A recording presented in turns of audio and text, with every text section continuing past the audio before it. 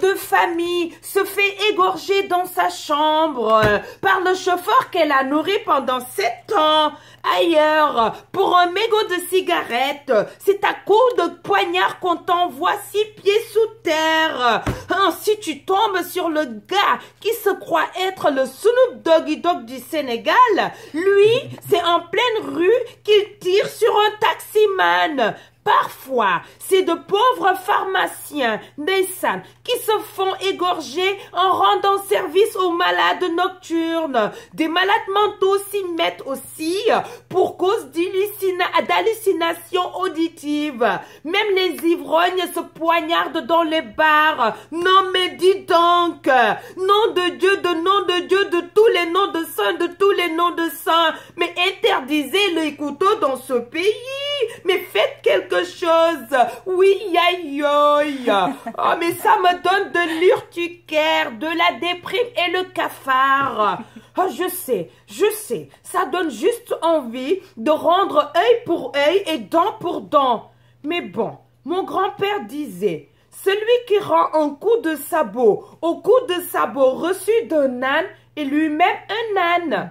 Ben oui, non mais franchement, crier à la peine de mort me fait juste flipper. Surtout dans un système judiciaire non outillé, scientifisé, perfectionné, sans même une base de données centralisée. Non mais dis donc, hein?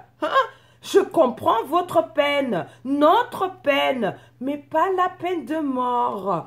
Mais ailleurs, ça n'empêche pas de continuer à tuer les amis. D'ailleurs, on doit être un des rares pays où devant la barre, le juge compte sur la franchise du hors-la-loi pour savoir s'il a déjà séjourné à Rebus ou non. D'ailleurs, quand tu te fais verbaliser pour infraction routière, il te faudra aussi attendre que l'agent finisse sa journée pour aller récupérer tes papiers au commissariat. S'il ne part pas en week-end avec lui, ça arrive parfois. Oui. Moi, quand j'étais à Paris, c'est par la poste que je recevais la contravention.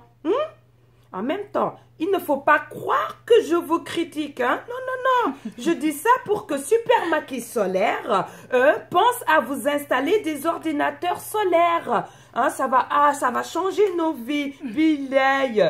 Voilà. Enfant, mon grand-père disait... Après avoir mangé dans un bol, il faut l'arranger et le refermer avec reconnaissance et respect. Mais ça va le dire à Brangelina ndeysaan.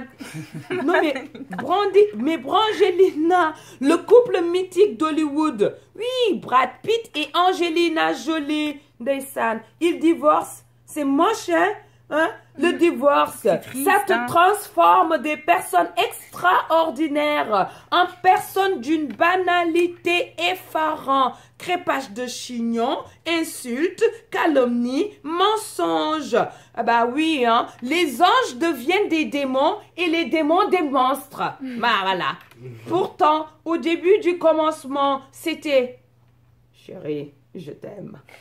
Si tu meurs, amène-moi avec toi. Ne me laisse pas en agonie.